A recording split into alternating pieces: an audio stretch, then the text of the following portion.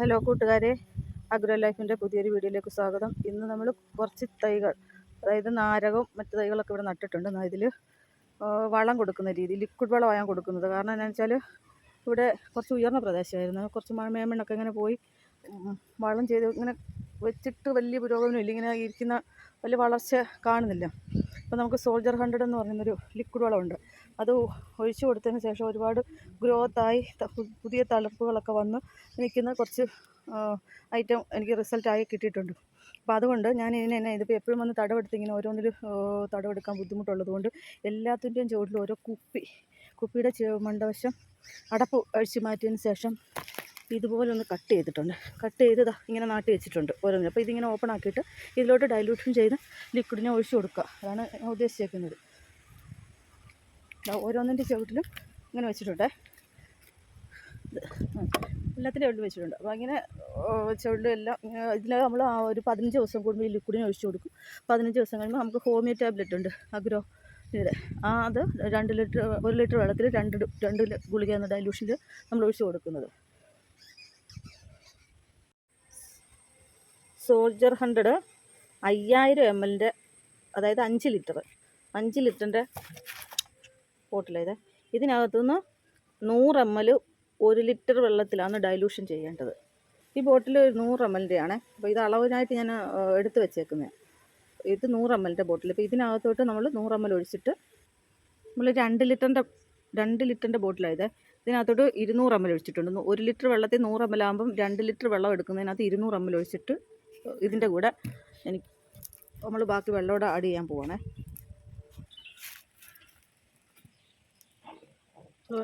വെള്ളം ആഡ് ചെയ്യുവാണ്.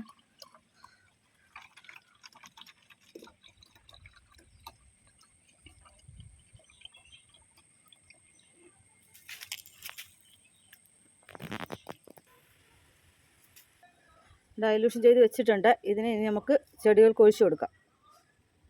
ഡൈല്യൂഷൻ ചെയ്ത ലിക്വിഡിനെ ഇങ്ങനെ കുപ്പിയിലാക്കി കൊണ്ടുവരാൻ ഒരു കാരണമുണ്ട്. ഇങ്ങനെ താഴ്ചേന്ന് കയറി വരണം, നല്ല ഉയർന്ന സ്ഥലം. അപ്പോൾ ബക്കറ്റിൽ ഡൈല്യൂഷൻ ചെയ്ത് ഒന്നിച്ചെടുത്തുകൊണ്ട് വരാൻ ബുദ്ധിമുട്ടുള്ളതുകൊണ്ട് തന്നെ കൃത്യമായിട്ടുള്ള അളവും കിട്ടും കുപ്പിയിലാകുമ്പോൾ. ഇത് 2 ലിറ്ററിൻ്റെ കുപ്പിയാണെന്ന് ഞാൻ പറഞ്ഞല്ലോ. അതിലോട്ട് 200 ml ഒഴിച്ചതാണ് നമ്മൾ ഇപ്പോൾ ഇതിൽ ഒഴിച്ചു കൊടുക്കാൻ പോകുന്നത്. മൊത്തം ഒഴിക്കുകയല്ല, ഇതിൻ്റെ എല്ലാത്തിനും ചുവട്ടിൽ ഒഴിച്ചു കൊടുക്കും. ഇതിനകത്ത് 1/2 ലിറ്റർ ഒഴിച്ചു കൊടുത്താൽ മതിയാവും. ഡൈല്യൂഷൻ ചെയ്തതിൻ്റെ 1/2 ലിറ്റർ ഒഴിച്ചു കൊടുക്കാം.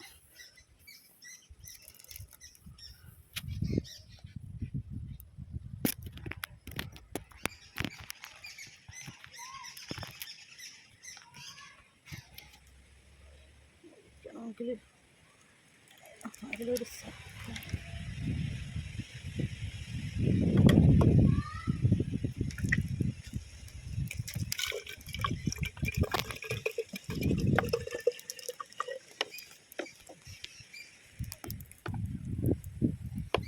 ഒഴിച്ചു കൊടുക്കുമ്പോൾ ഉള്ള ഒരു തൈയാണ്. ഇപ്പോൾ ഇതിനകത്ത് ഇലകളോ മറ്റൊന്നുമില്ല.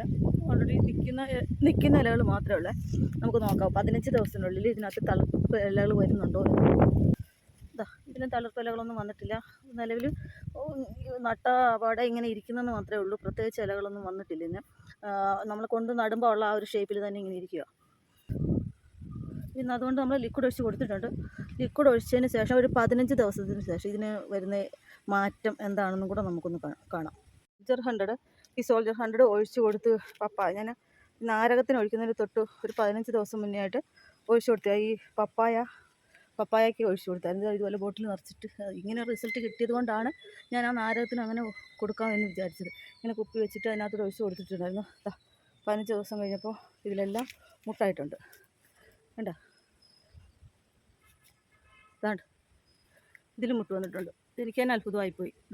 അതായത് ഈ മേമണ്ണ് പോയത് കാരണം ഇതിനകത്ത് എന്ത് നട്ടാലും ഇങ്ങനെ ഇരിക്കുമായിരുന്നു. അപ്പോൾ ഈ ലിക്വിഡ് ഒഴിച്ചു കൊടുത്തിട്ട് കിട്ടിയ റിസൾട്ട് ഇതിനൊക്കെ ഇലകൾ വന്നിരിക്കുന്നുണ്ടോ. ഇത് മാവ് നട്ടിട്ട് ഇതുപോലായിരുന്നു. അതിൻ്റെ ചുവട്ടിൽ ഞാനിത് വെച്ച് ഇങ്ങനെ കുപ്പി വെച്ച് കുപ്പി ഇങ്ങനെ വെച്ച് കൊടുക്കുന്നതിൻ്റെ ഒരു ഉദ്ദേശം തന്നെ നമ്മൾ പുറമേ ഒഴിച്ചാൽ ഇതിങ്ങനെ എല്ലായിടത്തോടെ സ്പ്രെഡായിട്ട് ഇങ്ങനെ നമുക്ക് നേരിട്ട് കുറച്ച് വെയിലായിട്ട് കിട്ടുമല്ലോ എന്ന് വിചാരിച്ചിട്ട് ഇങ്ങനെ ഒന്ന് ചെയ്ത് കൊടുക്കാമെന്ന് വെച്ചാൽ. മറ്റേത് അതിന് മുന്നേ വളങ്ങളൊക്കെ ഇങ്ങനെ ഇതിന് മേളിലോട്ടിടും. ഈ മണ്ണ് ഒരു പശ മണ്ണാണ്. ഇളക്കിയാൽ ഒരു വല്ലാത്തൊരു രീതി, നമുക്ക് വളം ഇട്ട് കൊടുക്കാൻ തോന്നത്തില്ല. എന്ന് വെച്ചാൽ അതിൽ പിടിക്കത്തില്ലെന്നറിയാം. അപ്പോൾ ഈ ലിക്വിഡ് ആകുമ്പോൾ ഇതെന്തായാലും നട്ടുപോയില്ലേ, ഇതിനെ എങ്ങനെയല്ലോ ഒന്ന് പരുവപ്പെടുത്തി എടുക്കണമല്ലോ. അപ്പോൾ അതിന് വേണ്ടിയിട്ട് ഇങ്ങനെ ഒരു മാർഗ്ഗം ചെയ്ത് നോക്കാമെന്ന് വിചാരിച്ചു. ഈ സോൾജർ 100 ലിക്വിഡ് നമുക്ക് പല അളവിൽ കിട്ടാറുണ്ട്. നമുക്ക് 5000 ml 5 ലിറ്റർ വലിയത് വേണ്ട, കുറച്ച് തൈകൾ മാത്രമേ ഒക്കെ ഉള്ളവർക്ക് നമുക്ക് 500 ml ബോട്ടിൽ വരുന്നുണ്ട്, 100 ml ബോട്ടിൽ വരുന്നുണ്ട്. അത് ആവശ്യാനുസരണം നമ്മുടെ തൈകൾക്ക് എത്രത്തോളം വേണമെന്ന് നോക്കിയിട്ട് അതിനനുസരിച്ച് വാങ്ങിയാലും മതി. ഇതിനും അതുപോലെ തന്നെ മുട്ടുകൾ വന്നേക്കുന്നു. അടുത്ത പപ്പായ.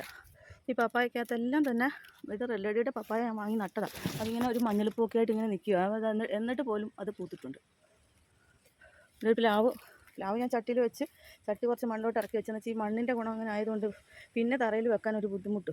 അപ്പോൾ അതിലിങ്ങനെ ഇതെല്ലാം നല്ല തളിരുകളും കളയും ഒക്കെ വരുന്നുണ്ട്. ഇത് ചെറിയ പ്ലാവാണ്, ഞാൻ കള പൊട്ടിച്ച് കളയും, നിർത്തത്തില്ല എന്ന് വെച്ചാൽ ഇത് നിൽക്കാനുള്ള പ്രാപ്തി ഇല്ലല്ലോ. ഇത് കള വീണാലും ഞാൻ പൊട്ടിച്ച് കളയത്തതേ ഉള്ളൂ.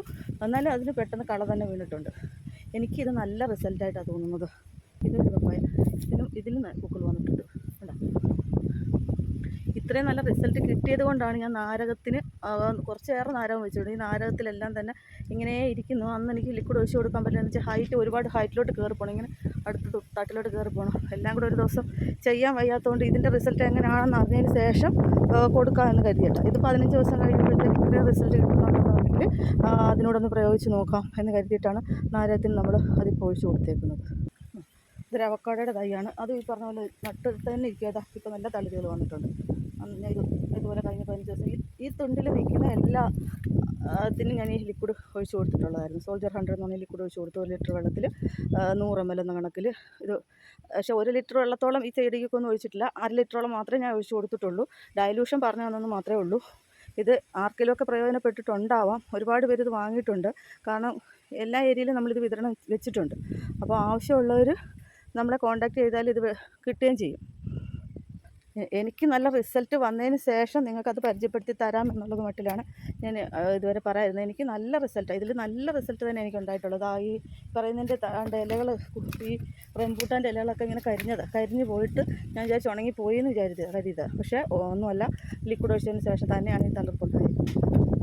അതിൽ ഞാൻ ഇങ്ങനെ ബോട്ടിൽ വെച്ചിട്ട് അതിൻ്റെ ചുവട്ടിലും ബോട്ടിൽ വെച്ചിട്ട് ഇതിനകത്തോട് ഒഴിച്ച് കൊടുക്കുകയാണ് ചെയ്തിട്ടുള്ളത്. മണ്ണിൻ്റെ ഞാൻ എപ്പോഴും പറയുന്നത് എൻ്റെ മണ്ണ് അത്ര ക്ലിയർ അല്ല, പശമണ്ണാണ്, മേമണ്ണ് പോയതാണ്, നല്ല തട്ടായിട്ടുള്ള സ്ഥലമാണ്. ഇവിടെ കൃഷി ചെയ്യാനുള്ള ആഗ്രഹവും കൊതി കൊണ്ട് ഓരോന്ന് ചെയ്തതാണ്. ഇതൊരു അബിയാണ്. അബിയു ഇലയെല്ലാം കൊഴിഞ്ഞു വല്ലാത്ത രീതിയിലായതായിരുന്നു കേട്ടോ.